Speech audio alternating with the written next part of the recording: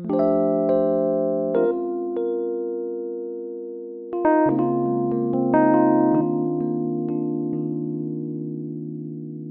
Everyone, welcome to my kitchen blogs. কেমন আছো সবাই? আশা করছি সবাই ভালোই আছো। তো আজ বানাবো আমি একটা মিষ্টির রেসিপি, যেটা হলো কালাকাঁদ। কালাকাঁদ একটা এমনই মিষ্টি, খেতে খুবই ভালো লাগে, খুবই সফট হয় এই মিষ্টিটা। তো চলো এটা বানানোর জন্য কি কি লাগবে আমরা দেখে নিই। তো আমি এখানে দুটো ফুল ফ্যাট দুধ নিয়েছি, 1/2 লিটারের আমুল গোল্ড দুধ নিয়েছি।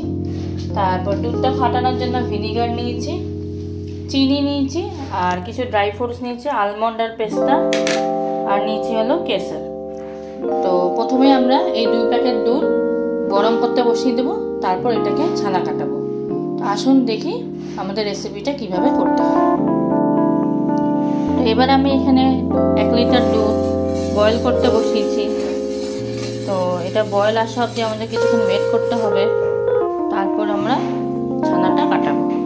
আর ভিনেগারটা নেব হলো আমরা 1:2 রেশিওতে। তার মানে ভিনেগার যদি 2 চামচ নিই তাহলে 1 চামচ জল নেব ওর মধ্যে। ওই রেশিওতে আমরা দিয়ে দুধটা ফাটাবো। তো আসুন আমরা একটু ওয়েট করি, দুধটা বয়েল আসুক, তারপর ফাটিয়ে দেখাচ্ছি। তো এবার ভিনেগারটা আমরা একটা কাপের মধ্যে নিয়ে নেব। তো ভিনেগার এখানে ঘরের চামচেরই 2 চামচ নিলাম, আর সাথে এখানে 1 চামচ জল নেব। আর ভিনেগারটা যখন আমরা দেব সেটা একেবারে দেব না, অল্প অল্প করে দুধের মধ্যে দেব, নাহলে একেবারে দিলে আমাদের ছানাটা ভালো হবে না। তাই অল্প অল্প করে দেব, আর অল্প অল্প করে দুধটা ফাটবে। তো এই দেখতে পেলেন আপনারা 2 টিস্পুন আমি নিলাম হলো ভিনেগার, আর 1 টিস্পুন জল। মানে টিস্পুন মানে এটা ঘরের চামচেরই এইটা নিলাম, আমি হিসাবে নিলাম, বাড়িতে যেগুলো আমাদের চামচ থাকে। তো আসুন এবার দুধটা ফাটাই। আমার দুধটা এবার বয়েল এসে গেছে। তো প্রথমে 1 চামচ আমি দিয়ে দিলাম ভিনেগার, এখানে 1-2 চামচ প্রথমে দিয়ে দিলাম, দিয়ে আবার কিছুক্ষণ নাড়াচাড়া করব। আর মনে রাখবেন গ্যাসটা কিন্তু এখন বন্ধ করে দিতে হবে, গ্যাসটা আর চালু রাখতে হবে না। তারপর যখন কিছুটা ফাটাবো, তারপর আবার বাদবাকিটা ভিনেগার এর মধ্যে দিয়ে দেবো। তো দেখতেই পাচ্ছেন আমাদের ছানাটা কাটা হয়ে গেছে কি সুন্দরভাবে। আর এই যে জলটা, সবুজ রঙের যে জলটা বেরিয়ে আসলো, তার মানে এটাই হলো প্রমাণ যে আমাদের ছানাটা সুন্দরভাবে কাটা হয়ে গেছে। তো এবার ছানাটা আমরা ছেঁকে নেব। ছেঁকে নিয়ে আর এই জলটা দিয়ে আপনারা ইচ্ছা করলে রেখেও দিতে পারেন, পরে আটা মাখার জন্য বা কোনো গ্রেভিতে যদি দেন তাহলেও দিতে পারেন। তো আসুন এবার আমরা ছানাটা ছেঁকে নিই। তো এবার ছানাটা আমি ছেঁকে নেব। একটা সুতির কাপড় নিয়ে নিয়েছি আর স্ট্রেনার নিয়েছি, পুরোটা এর মধ্যে ছেঁকে নেব।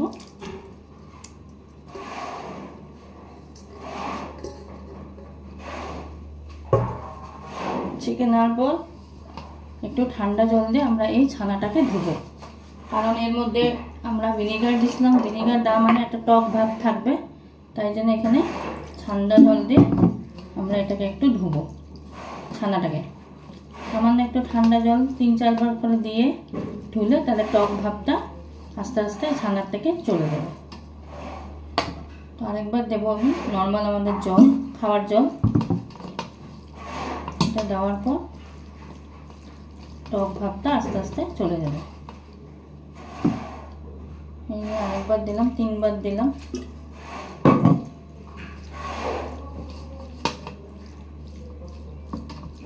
এবার আমি এটাকে কাপড়টাকে ভালো করে চিপে নেব, চিপে নিয়ে জলটা ভালো করে বের করে নেব। দেখতেই পাচ্ছেন জলটা এক্সেস যেটা জল ছিল ছানার মধ্যে ওটা বেরিয়ে এসছে। এইভাবে পুরোটাই চিপে নেব, খুব বেশি চিপবো না, তাহলে ভেতরে যে ছানার ময়েশ্চারটা সেটা থাকবে না। তো সেটা না থাকলে আমাদের ছানাটা হার্ড হয়ে যাবে। তো ওই জন্যই সামান্য একটু চিপবো, চিপে এইভাবে কিছুক্ষণ রেখে দেবো, মোটামুটি 10 মিনিট মতন। 10 মিনিট মতন রাখার পর তারপর আমরা কালাকাঁদটা বানানো স্টার্ট করব।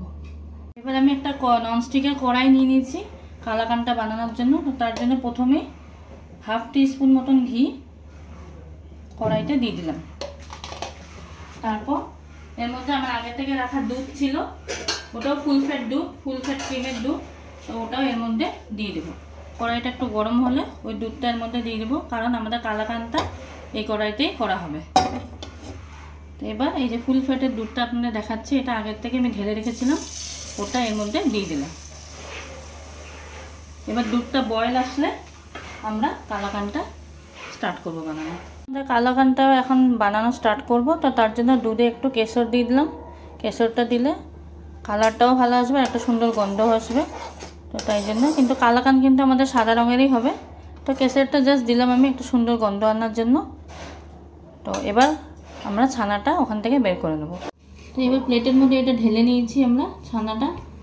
তো এর মধ্যে সামান্য একটু কর্নফ্লাওয়ার দেবো, 1 টিস্পুন মতো দিয়ে এবার এটা ভালো করে মাখবো।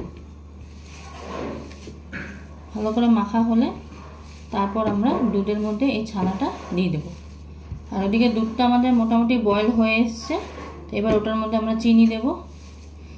চিনিটা একবারে দেব না, আস্তে আস্তে চিনিটা দেব, দিয়ে দুধটাকে ঘন করব।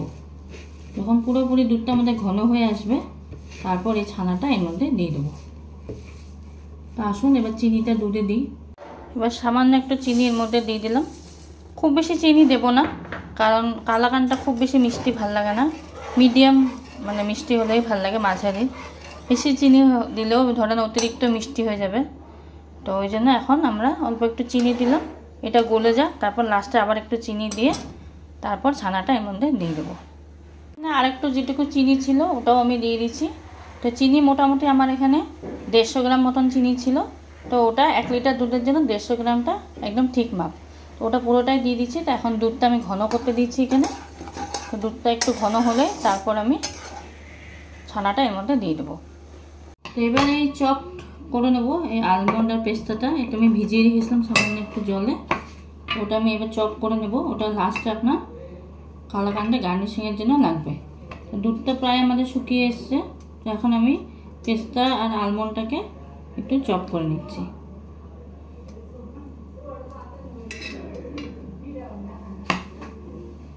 তো আলমন্ড আর পেস্তাগুলো সব আমি চপ করে নিয়েছি। তো এবার এগুলো নামানোর সময় সব দেব কালাকান্দের উপরে। তো আসুন এবার ছানাটা আমরা দুধের মধ্যে দেব। তো আমাদের দুধটা দেখতেই পাচ্ছেন ঘন হয়ে গেছে। তো এবার ছানাটা এর মধ্যে আমি পুরোটাই দিয়ে দিলাম। ছানাটা দিয়ে এবার ভালো করে মারতে লাগবে, এটাকে ভালো করে নাড়তে লাগবে, নেড়ে নেড়ে আমাদের ছানাটাকে পুরো শুকিয়ে নেব। এটা মানে আপনার ওয়েট করতে লাগবে কিছুক্ষণ, সাথে সাথে হবে না। নাড়তে নাড়তে নাড়তে নাড়তে যখন আপনার পুরো ড্রাই হয়ে আসবে তখনই কালাকানটা রেডি হয়ে আসবে। অনেকটাই ড্রাই হয়ে এসছে, কিন্তু মনে রাখবেন ফ্লেমটা কিন্তু আমাদের জোরেই থাকবে, ফ্লেমটা কিন্তু একদম আস্তে করবেন না। আর আপনাকেও এখানে গ্যাসের সামনে খুন্তি নাড়িয়ে থাকতে লাগবে। আপনি যদি ভাবেন যে না কমিয়ে রেখে অন্য কোনো কাজ করবেন সেটা হবে না, আপনাকে খুন্তিটা কন্টিনিউয়াসলি নাড়িয়ে যেতে লাগবে। তো পুরোটা ড্রাই হলে আপনাদের আমি আবার দেখাচ্ছি। তো আমাদের ছানার মিক্সচারটা পুরো ড্রাই হয়ে গেছে। তো এখন এটাকে আমরা একটা প্লেটে নামাবো। দেখতেই পাচ্ছেন ননস্টিকের কড়াইটা ছেড়ে দিয়েছে ছানাইটা। তো তার মানে আমাদের এটা রেডি হয়ে গেছে কালাকানটা। তো এখন আমরা একটা প্লেটে হালকা ঘি ব্রাশ করে এই মিক্সচারটা নামিয়ে আলমন্ড আর পেস্তা দিয়ে সাজিয়ে নেব। এবার আমি এই ছোট্ট স্টিলের থালা একটা নিয়ে নিচ্ছি। এটার মধ্যে সামান্য একটা ঘি ব্রাশ করে দিলাম। সামান্য একটা ঘি ব্রাশ করে এবার কালাকানটা এর মধ্যে সাজিয়ে নেব।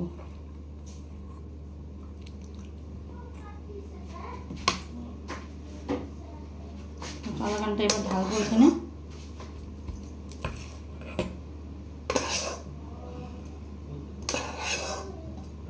কালাকানটাকে এবার এখানে পুরোটাই ঢেলে ভালো করে সেট করে নেব। চারিদিকে এটাকে সমানভাবে সেট করে নিচ্ছি আমি।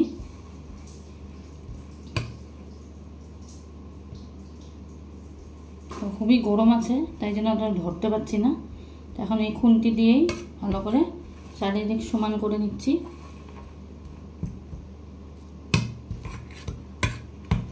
তো এটা পুরোটাই সমান করে দেখাচ্ছি আপনাদের।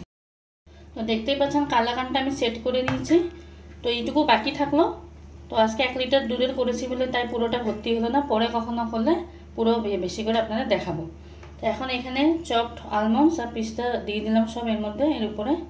তো সাজানোর জন্য দিয়েছি। তো অপশনাল, আপনারা ইচ্ছা করলে নাও দিতে পারেন। তো দিলে আরও খেতে বেশি ভালো লাগে।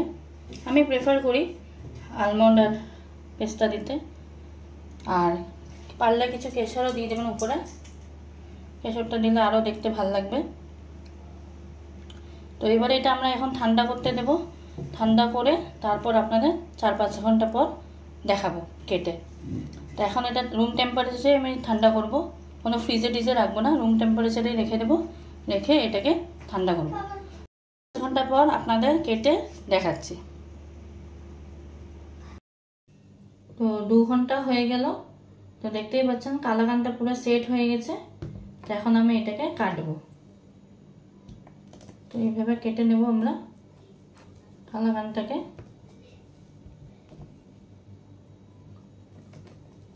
তো আপনারাও আশা করছি বাড়িতে এইভাবে ট্রাই করবেন রেসিপিটা। অবশ্যই ট্রাই করে দেখবেন কেমন লাগে। আর যেগুলো আমি টিপস বলেছি ওগুলো নিশ্চয়ই মনে রাখবেন।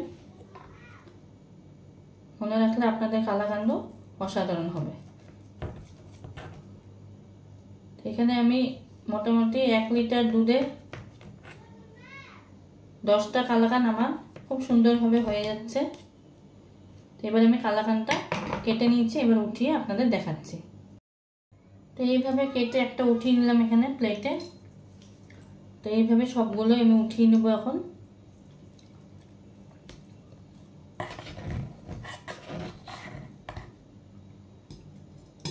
সবগুলো উঠিয়ে নিয়ে আপনাদের দেখাচ্ছি। তো এইভাবেই সবগুলো আমি স্কোয়ার শেপে কেটে নিয়েছি। কেটে নিয়ে একটা প্লেটে রেখেছি। তো আশা করছি আপনার আমার এই রেসিপিটা ভালো লেগেছে। তো আপনাদের যদি আমার এই রেসিপিটা পছন্দ হয়েছে তাহলে অবশ্যই লাইক আর কমেন্ট করবেন, আর আপনারাও বাড়িতে ট্রাই করুন। তো আজকের জন্য ধন্যবাদ। আবার আসবো আমি একটা অন্য রেসিপি নিয়ে।